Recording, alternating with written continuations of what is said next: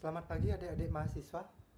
Jadi pada pertemuan pertama ini di kelas riset operasi, Bapak akan membahas tentang beberapa subtopik.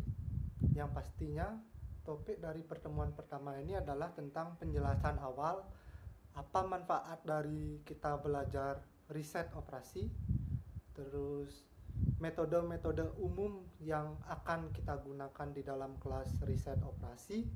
Terus juga akan ada tentang sejarah perkembangan riset operasi ya di berbagai belahan dunia. Jadi sampai dari era Perang Dunia Pertama, Perang Dunia Kedua sampai dengan di era sekarang yang menggunakan AI, apakah masih sangat berlaku riset operasi?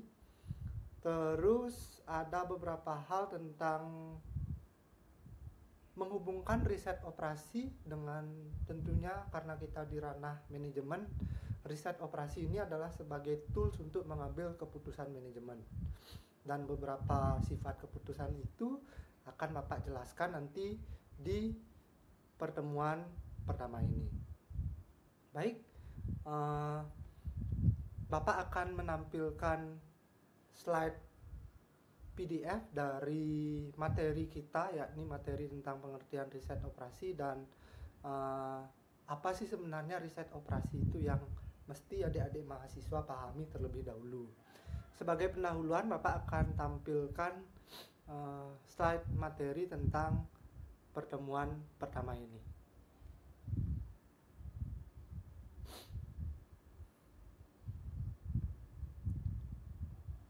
Oke.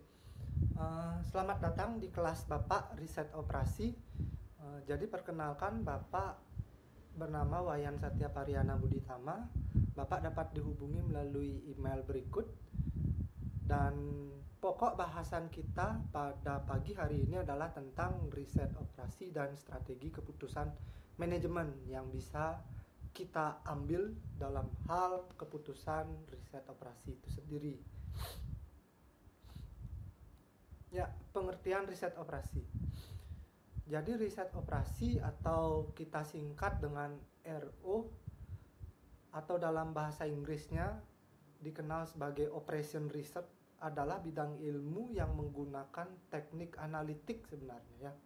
Di sana akan ada proses matematis, ada proses penghitungan, dan ada proses pengoperasian menggunakan berbasis software. Jadi Operation Research atau RO, riset operasi, adalah bidang ilmu yang menggunakan teknik analitik untuk membantu dalam keputusan ya, pengambilan keputusan strategis ya.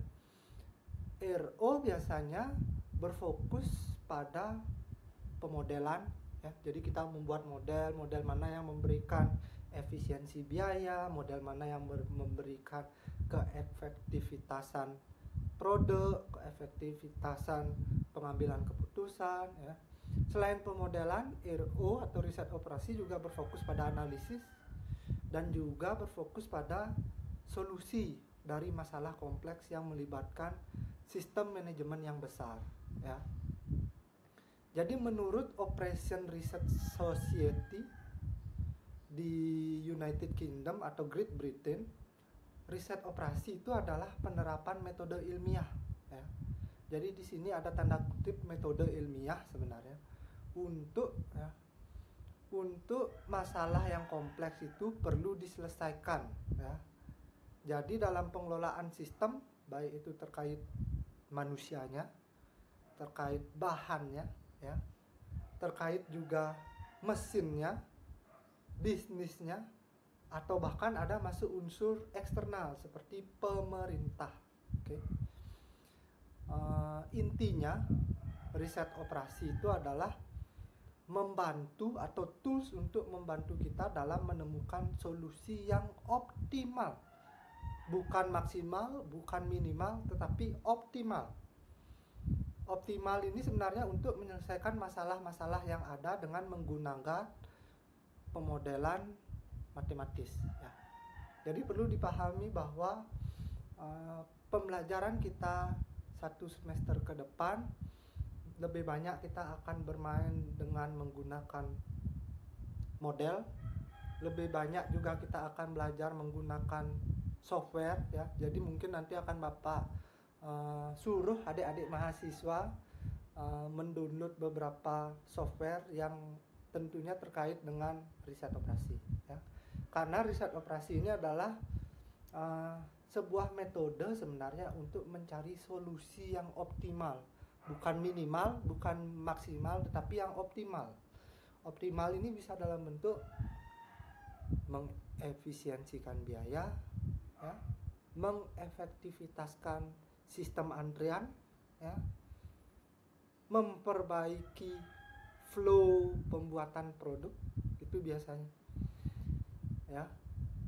Bagaimana cara mengetahui seberapa efisien biaya yang harus kita keluarkan, seberapa efektif produk yang harus kita produksi, itu ada sebenarnya pemodelannya, ada sebenarnya hitung-hitungan matematisnya.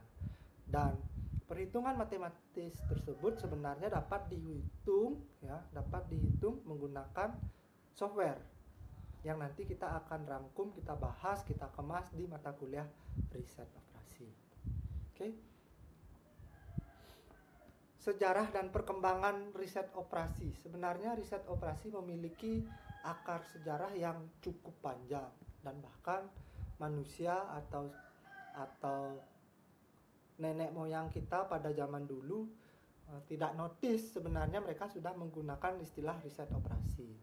Jadi riset operasi itu memiliki akar sejarah yang bisa ditelusuri kembali.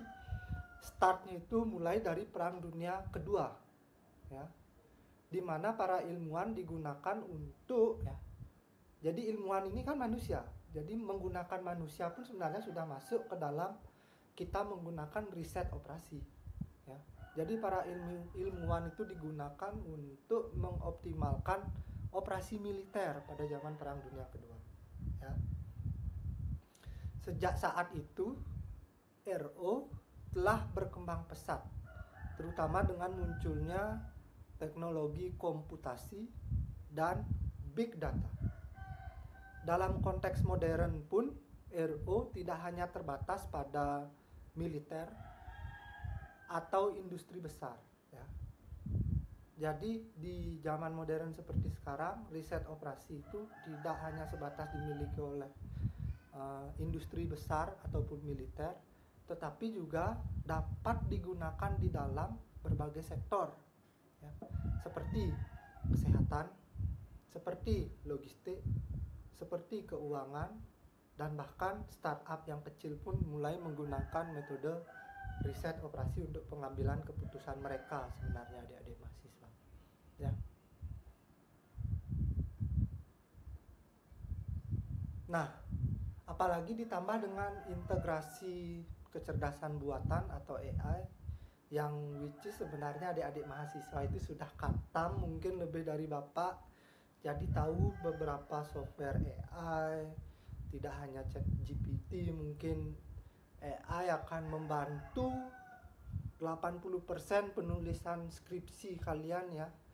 Jadi bagi kami para dosen harus lebih aware lagi, mengingat mahasiswa sekarang lebih kritis, lebih pintar dalam hal adopsi teknologi, dan dosen pun tidak mau kalah pintar untuk mengecek apakah tulisan tersebut full AI atau misalkan sudah mencantumkan buah pikiran si mahasiswa itu sendiri.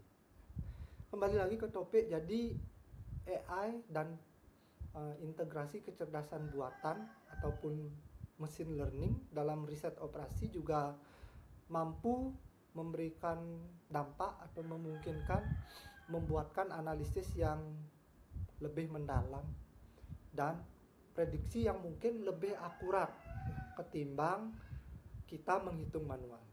Oke. Nah, keputusan yang biasanya dihasilkan oleh mesin, oleh alat, oleh model biasanya akan lebih informatif dan lebih efektif. Oke. Next, ada model-model riset operasi ya. Jadi model dalam riset operasi itu adalah representasi matematis sebenarnya. Representasi matematis dari situasi yang nyata. baik itu yang mampu membantu kita dalam analisis dan tentunya untuk pengambilan keputusan. Jadi sebenarnya model yang muncul adalah model matematis yang kita hitung, yang software telah hitung, dan keputusan yang diambil itu tetap kita sebagai manusia yang mengambil keputusannya, kita sebagai eksekutor yang melaksanakannya. Ya. Ada beberapa jenis model yang sering digunakan dalam RO. Yang pertama ada model matematis. Yang kedua ada model simulasi, adik-adik. Ada model analog dan ada model ikonik. Oke. Bapak akan bahas satu persatu tentang model matematis. Yang pertama tentang model matematis. Model matematis ya menggunakan persamaan matematika tentunya ya untuk menggambarkan sebuah sistem. Contohnya misalkan pemrograman linier ya. Jadi yang digunakan program linier itu untuk mengoptimalkan alokasi sumber daya dengan batasan tertentu ya. Jadi adik-adik sudah belajar di bangku SMA kali ya tentang pemrograman linier atau perhitungan linier. Jadi contohnya seperti menggunakan regresi ya adik-adik. Regresi itu sebenarnya masuk ke dalam model RO matematis karena di dalam regresi itu sendiri kita bisa memprediksi seberapa hasil luaran apabila kita memberikan input sedemikian banyak ya. Lalu biasanya akan ditemukan titik impasnya adik-adik ya. Di titik impas itulah yang dikatakan bahwa produksinya cukup ideal, tidak terlalu boros, dan efisien menggunakan sumber daya ya. Jadi produksi yang maksimal ataupun minimal itu sebenarnya belum cukup baik ya adik-adik. Produksi yang baik itu adalah produksi yang optimum ataupun produksi yang optimal. Jadi ada di titik tengahnya. Biasanya kalau semakin maksimal akan ada cost berlebihan yang harus kita korbankan. Sedangkan kalau kita costnya yang terlalu minim, biasanya kita akan kehilangan kesempatan untuk mendapatkan profit. Jadi titik impas itu adalah sebenarnya titik optimum. Sekarang tergantung kemampuan perusahaan tersebut mau mengsacrifice ya, mau mengorbankan sumber dayanya setingkat berapa.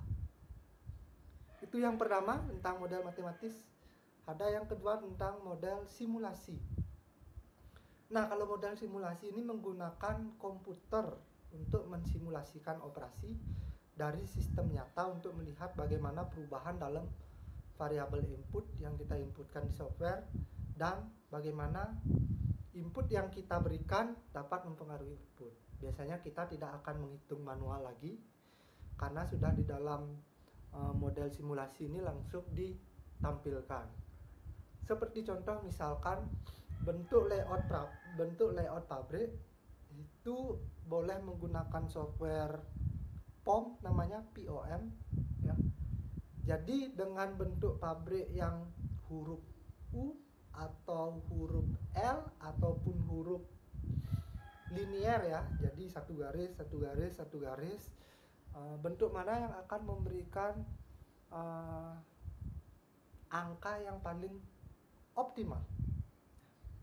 Jadi setelah kita memberikan input ya biasanya ya, kita akan memberikan gambar, terus memberikan jumlah meja, jumlah kursi, jumlah staf dan lain sebagainya. Dengan acuan satu orang dapat menghasilkan let's say 15 produk dalam sehari ya. Nah, di dalam model simulasi ini langsung akan ketahuan ya, apakah ini yang metode yang paling efektif ataukah masih ada metode yang lainnya. Termasuk juga outputnya. Kalau kita menaruh 10 staff, apakah memang benar menghasilkan sekian produk? Kalau memang benar, artinya perhitungan model tersebut sudah tepat, ya. Perbedaannya matematis dengan simulasi, biasanya matematis masih ditemui human error, ya. Kita tidak tahu, mungkin di proses perhitungan manual itu ditemukannya kesalahan perhitungan oleh si peneliti. Sedangkan simulasi kita sudah langsung menginputkan inputnya langsung, ya, ketimbang kita menghitung manualnya. Yang ketiga ada model analog. Jadi model analog ini adalah menggunakan kondisi yang dapat dianalogikan dengan sistem nyata. Seperti contoh kecil itu adalah analog memberikan kita suatu model atau memberikan suatu hasil, ya. Seperti contoh kecil sebuah jam dinding menunjukkan waktu. Jam dinding ini adalah analognya. Sedangkan apa yang ditunjukkan oleh jam dinding merupakan interpretasi dari waktu, ya. Kalau zaman dulu tidak ada jam dinding, orang-orang zaman dulu akan menggunakan bayangan dirinya untuk mengetahui apakah sekarang sudah pagi ataukah masih siang dan lain sebagainya. Tetapi dengan model analog ini ada sebuah alat fisik yang memang dapat membantu kita memberikan keputusan yang terbaik, ya. Selanjutnya yang terakhir ada model ikonik, ya. Model ikonik adalah model yang berbentuk fisik dari objek yang dimodelkan, ya. Model ikonik ini sering digunakan di dalam perusahaan-perusahaan teknologi zaman sekarang. Contohnya seperti langsung membuat satu prototype produk. Prototype produk itu merupakan sebuah model riset operasi yang telah dilakukan sebenarnya sebelum diluncurkan ke pasar. Secara tidak langsung, riset operasi itu mencakup segala kegiatan matematis, analisis, dan bahkan riset, ya, yang cenderung banyak dilakukan di dalam behind the scene, ya, dalam bentuk misalkan satu buah prototype produk. Kalaupun misalkan Anda membuat sebuah produk makanan, apa yang Anda hasilkan sebagai tester itu merupakan sebuah model fisik atau model ikonik, ya. Jadi ada satu prototype produk yang memang kalian buat, adik-adik buat behind the scene-nya, ya, sebelum dilempar ke pasar. Proses itulah sampai nanti menghasilkan prototype itu namanya adik-adik sudah melakukan proses riset operasi sebenarnya. Di sana adik-adik pastinya akan melakukan perhitungan matematis. Berapa sendok untuk gula, berapa sendok teh untuk garam, dan lain sebagainya. Berapa mungkin pen itu berapa suhunya untuk dipanaskan, ya. Jadi secara tidak langsung sudah melakukan perhitungan matematis, namun tidak tercatat biasanya. Padahal proses itu adalah proses riset operasi. Model ikonik adalah model yang sangat banyak digunakan di zaman sekarang, ya. Selain hanya menghasilkan sebuah model linier, berganda ataupun regresi, melakukan simulasi ataupun menggunakan bantuan alat fisik analog, biasanya perusahaan akan lebih advance untuk langsung saja membuat satu prototype produk ketimbang hanya membuat modelnya saja, simulasi analog. Dan bahkan satu prototype ini juga sudah menggambarkan ketiga model yang di atas, matematis dan simulasi maupun analognya. Jadi ikonik ini adalah yang paling advance, yang paling terakhir. Biasanya model ini apabila adik-adik sudah mencapai di titik ini, sudah mengcover ketiganya. Oke? Sudah mengcover ketiganya. Jadi perlu diingat bahwa model riset operasi ada 4, ya. Yang pertama ada matematis, tentunya itu menggunakan perhitungan matematik secara manual. Simulasi sudah mulai masuk ke software. analog, software sudah masuk, sekarang juga ditambahkan dengan sebuah alat fisik. Sedangkan kalau yang ikonik sudah menghasilkan prototipe produknya dalam bentuk fisik, ya. Jadi sebenarnya tidak ada yang paling buruk ataupun paling baik, ya. Sebenarnya setiap model ini memiliki kegunaan dan spesifiknya, tergantung pada kompleksitasnya seperti yang Bapak bilang tadi. Tetapi biasanya yang paling advance itu adalah yang model ikonik, karena sudah mampu menghasilkan satu prototipe produk.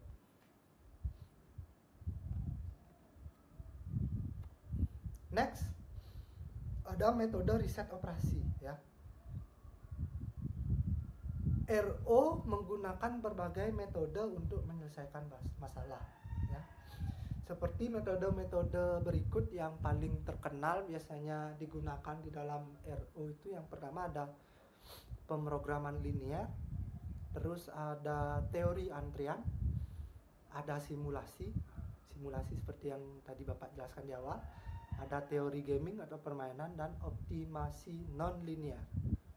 Jadi kalau pemrograman linear ini seperti disebutkan di atas, pemrograman linear adalah pemrograman yang dibentuk, ya, untuk mengoptimalkan fungsi tujuan dengan batasan linear, ya. Digunakan dalam biasanya perencanaan produksi, mengalokasikan sumber daya, dan masih banyak lagi. Teori antrian biasanya menganalisis antrian, ya. Produk A menjadi produk setengah jadi, bahan baku A menjadi produk setengah jadi, lalu produk setengah jadi ini menjadi produk jadi. Itu menggunakan teori antrian. Biasanya menganalisis antrean atau waiting lines untuk meningkatkan efisiensi layanan, seperti misalkan digunakan dalam pabrik membuat produk, seperti biasanya digunakan di dalam proses layanan perbankan ataupun di layanan customer service, ya. Walaupun di zaman sekarang teori antrian itu sudah diperbantukan dengan alat queuing system, ya, software antri itu. Tetapi kalau sebenarnya ada proses matematisnya di dalam dua customer service yang disediakan oleh bank dalam per hari, titik optimumnya dapat melayani berapa pelanggan sih sebenarnya, gitu.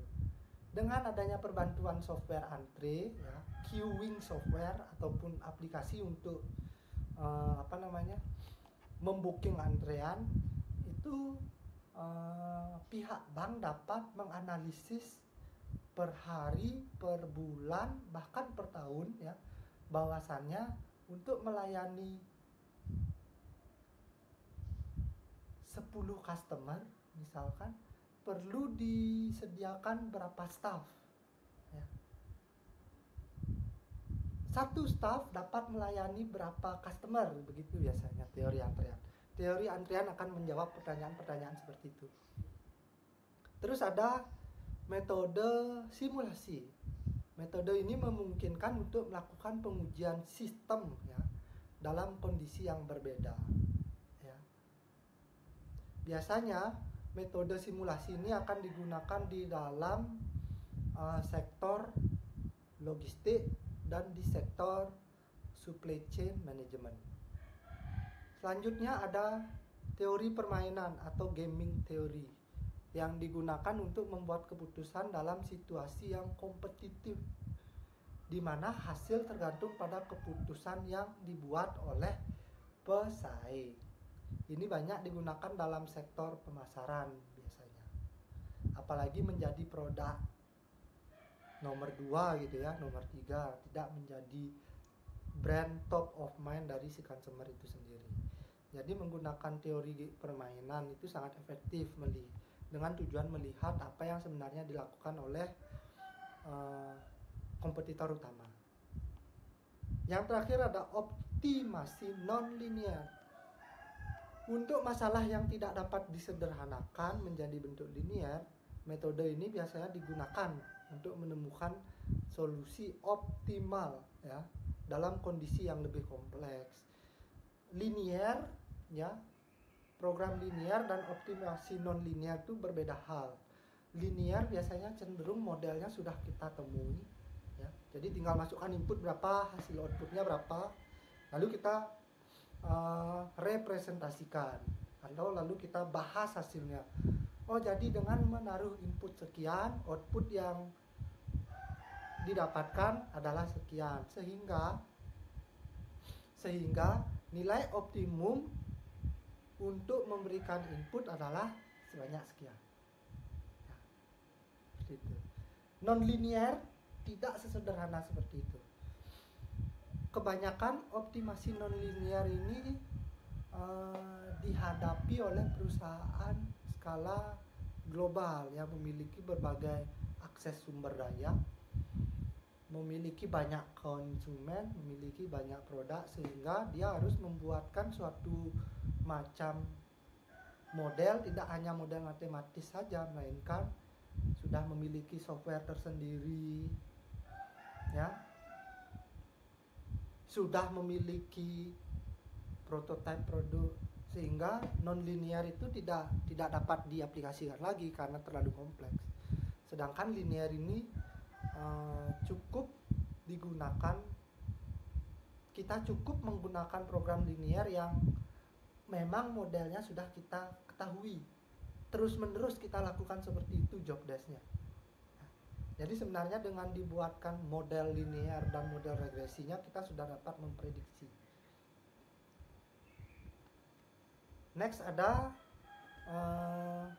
ya, ini pemrograman linear, teori antrean, simulasi, permainan, dan optimasi non-linear. Jadi adik-adik, nanti Bapak akan share materi ini ya sebagai materi pendahuluan untuk kalian mengetahui, kok saya dapat belajar riset operasi sih, gitu. Apa sih sebenarnya poinnya belajar riset operasi? Nah, nanti Bapak akan share materi ini, jadi adik-adik bisa membacanya sekali lagi nanti di rumah masing-masing. Kita lanjut ke ya, menghubungkan riset operasi dengan strategi keputusan manajemen. Ya.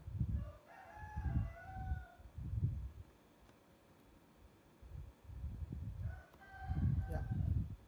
Jadi strategi keputusan manajemen adalah keputusan tentang membuat atau memilih hal yang memaksimalkan keuntungan kita tentunya, atau lebih memilih untuk mengefisiensi organisasi, ya, baik sumber daya, baik biaya, baik bahan baku, ya. Riset operasi ini menjadi tools yang sangat berharga di sini, ya. Karena sebenarnya riset operasi itu dapat membantu kita dalam pengambilan keputusan berbasis data, berbasis hitung-hitungan. Riset operasi itu dapat mengoptimalisasi sumber daya dan dapat membantu kita memprediksi. 3 hal itu sebenarnya, ya. Membantu pengambilan keputusan berbasis data, ya, mengoptimalisasi sumber daya, dan dapat membantu kita memprediksi atau mensimulasi. Ya. Ya. Nah, kalau untuk yang memprediksi dan simulasi, manfaat riset operasi ini sangat besar dampaknya, ya, terutama dalam hal memprediksi hasil. Ya. Tujuan RO ini atau tujuan model matematis, Anda melakukan hitung-hitungan, Anda menginputkan angka di software, kan tujuannya untuk mendapatkan skenario terbaik sebelum Anda terjun ke pasar yang sebenarnya, ya. Pak, kenapa nggak kita langsung aja terjun ke pasar ketimbang kita membuatkan model matematis, atau ketimbang kita melakukan riset operasi? Boleh-boleh saja langsung adik-adik terjun ke pasar. Tapi ingat, apabila pasar adik-adik gagal, maka Anda akan gambling dengan cost, oleh karena seorang pebisnis itu adalah orang yang melakukan hitung-hitungan, orang yang ingin mendapatkan profit, disinilah riset operasi masuk untuk memprediksi terlebih dahulu sebelum si pebisnis terjun, let's say membuat pabrik, membuat produk baru, membuat iPhone terhanyar gitu misalkan. Tim Cook tidak akan langsung ujuk-ujuk membawa iPhone 16 ke pasar, dan bahkan Tim Cook sudah membuat semacam prototipe iPhone 16 2 tahun sebelumnya. Karena apa? Karena untuk meminimalisir resiko gambling terjun ke pasar langsung, ya, akan banyak cost yang akan hadir di sana. Tetapi ya, apabila telah menerapkan riset operasi sebelumnya, maka efisiensi biaya, cost dapat ditekan, dan bahkan dapat menghasilkan simulasi-simulasi yang paling adaptif.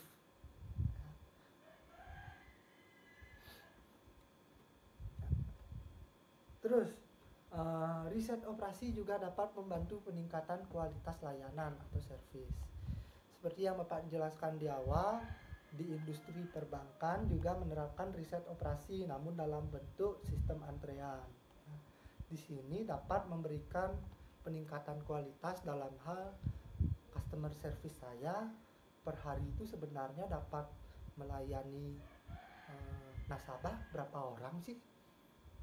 Oh, ternyata maksimal per orang customer service saya dari jam 9 pagi sampai jam 3 sore hanya dapat melayani 6 saja loh.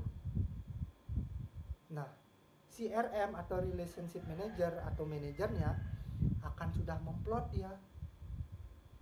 Mungkin mengambil 4 customer masih sedikit sehingga loketnya akan dibuka.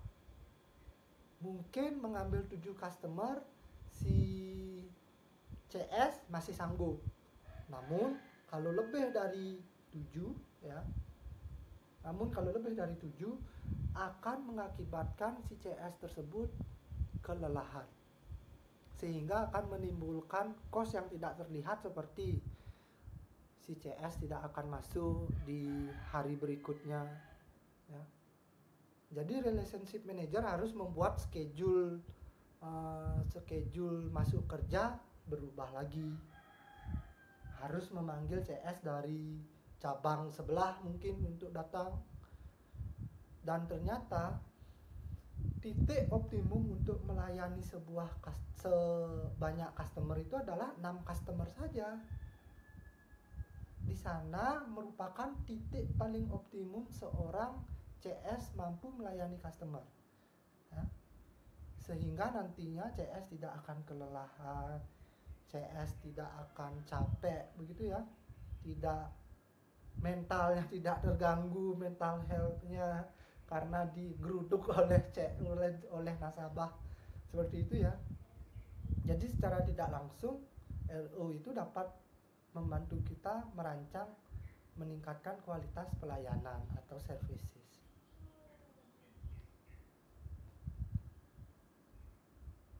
RO juga dapat digunakan untuk mengembangkan solusi yang lebih ramah lingkungan dan strategi yang berkelanjutan ya. Ini dapat kita temui di berbagai produk yang mulai sudah aware terhadap isu-isu pencemaran lingkungan ya. Jadi dengan adanya riset operasi ini, para pengusaha ataupun para pengelola produk atau top level manajemen dapat menentukan keputusan yang lebih terarah, terutama yang menghargai lingkungan ya. Jadi proses produksinya lebih bersifat bijaksana. RO dapat menganalisis di bagian mana yang saya dapat revisi nih. Ternyata di sini cost-nya untuk mencemari lingkungan banyak sekali. mungkin kita tidak akan pakai bahan plastik lagi. Ya, di sana proses riset operasi dapat membantu para mengambil keputusan untuk mengubah alur produknya.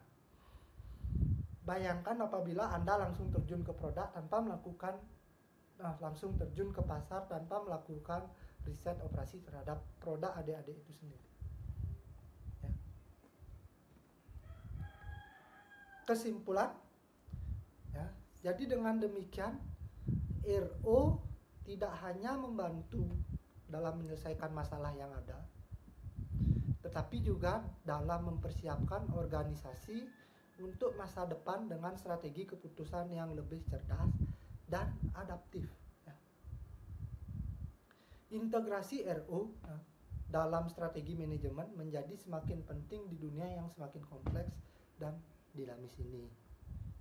RO perlu dipahami bahwa proses RO ini adalah proses matematis, proses analisis, proses menginputkan input, baik itu dalam perhitungan manual, matematika, ataupun menggunakan software, yang nanti kita akan pelajari, telaah mungkin satu persatu.